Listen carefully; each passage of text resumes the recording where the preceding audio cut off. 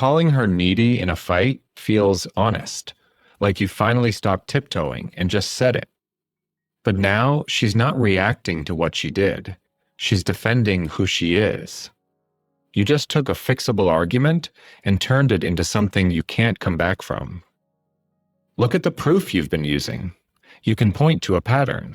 She does the same thing. She did it last month. She did it last year. It looks the same every time. You tried saying it gently, and she didn't hear you.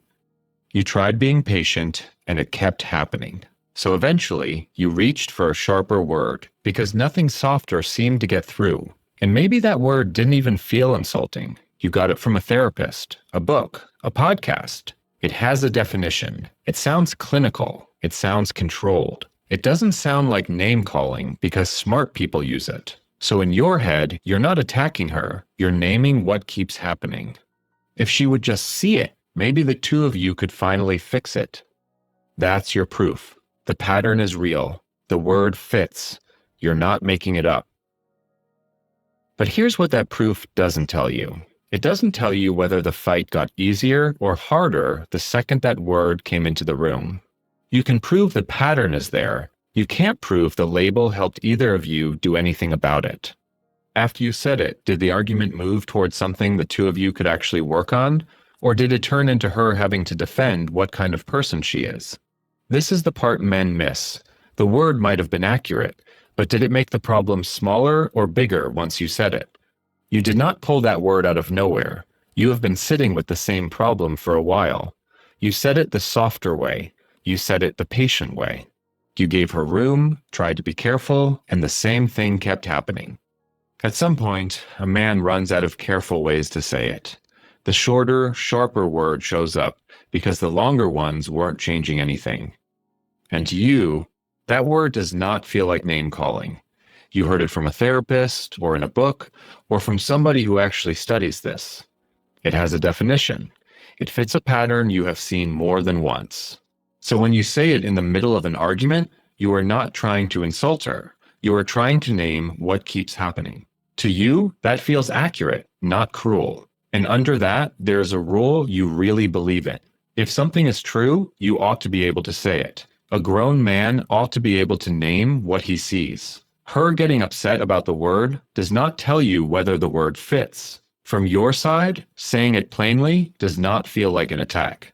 It feels like the only honest thing left after the quieter versions went nowhere. Tuesday night. She brings something up. She felt dismissed at dinner. You talked over her in front of the kids. One moment. One specific thing. You listen for maybe 30 seconds. Then you recognize the shape of it. You've heard this before. The tone, the complaint, the way she gets into it. So you put a label on it. You say she's being controlling or dramatic. You say it flat, maybe with a little edge. In your head, the word fits. It matches the pattern you think you've been seeing for months. To you, it's not an insult. It's just a description. Now watch what that word does in the room. She came in to talk about one thing that happened at the dinner table. Now she's not talking about that anymore. She's answering the label. She's explaining that she's not that kind of person. She's bringing up other arguments to prove she's not what you just called her. The thing she came in to talk about is gone. You named her instead of naming what happened. That's the move. You took a problem the two of you could have looked at together and turned it into a judgment she has to fight. The original issue, the thing that actually hit her wrong, never gets dealt with. It just sits there while the two of you argue about whether the label fits. You think the fight got bigger because she got reactive. But look at what actually happened. You changed what the fight was about. She came to talk about something you did. Now she's stuck defending who she is. The behavior never got addressed. The whole conversation turned into a case against her character. Run that forward 6 months, a year, maybe 2. She learned something, not from one talk, from the pattern. She learns that when she brings you something hard, there's a real chance it gets turned into evidence. Evidence for whatever you've already decided she is. So she adjusts. Not all at once. Quietly. She figures out which topics get her hit with that word and which ones don't. The ones that do, she stops bringing up. She gives you the short version. She changes the subject faster. She takes the harder part of the story somewhere else. A friend, her sister, her own head at 2 a.m. Not because she's hiding something, because the full version kept getting used against her. You notice the house is calmer, fewer tense nights, fewer long talks that go nowhere. You might think maybe you finally turned a corner.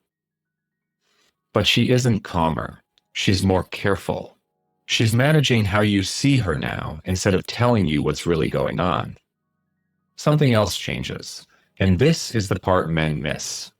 You walk into every new disagreement with the label already loaded. You're not listening for anything new anymore. You're listening for proof. So she can't bring you a clean point because you're already hearing her through the description you built months ago. Now both of you are living with a smaller version of the other person. The marriage doesn't blow up. It just gets thinner. Less gets said. Less gets risked. The first thing that goes is not affection. It's honesty.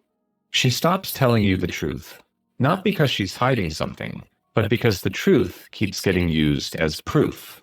And the part that should worry you most looks like progress. Fewer hard talks, less pushback, a wife who seems easier to live with. That sounds good, right?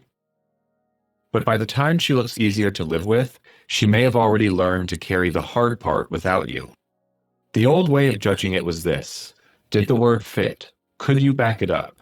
Was the pattern real enough to say out loud? Did you have enough examples, enough proof, enough receipts to use that label? But that was never really going to help you. Even if the word was technically right, that still doesn't tell you what happened after you said it. It doesn't tell you if your wife opened up more or got more guarded. It doesn't tell you if the conflict moved towards something you could actually work on or towards something she now feels like she has to defend against for the rest of the marriage. You were focused on whether the word was true. You weren't looking at what that word did once it hit her. Accuracy isn't the test here. Impact is. The better measure is simpler and, honestly, harder.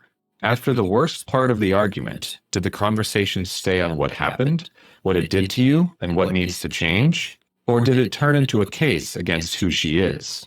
You don't have to stop being frustrated. You don't have to stop seeing patterns. A pattern is still something two people can work on. A verdict shuts the whole thing down. And once that happens, there's not much room left for your wife to show up, to change, or to bring you something hard without it turning into more proof that something is just wrong with her.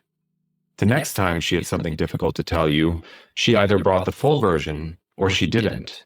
That tells you more than whether the word was accurate. Pause equals 2. Don't subscribe. The next video is about that evening you've already wiped from memory. She still knows the date,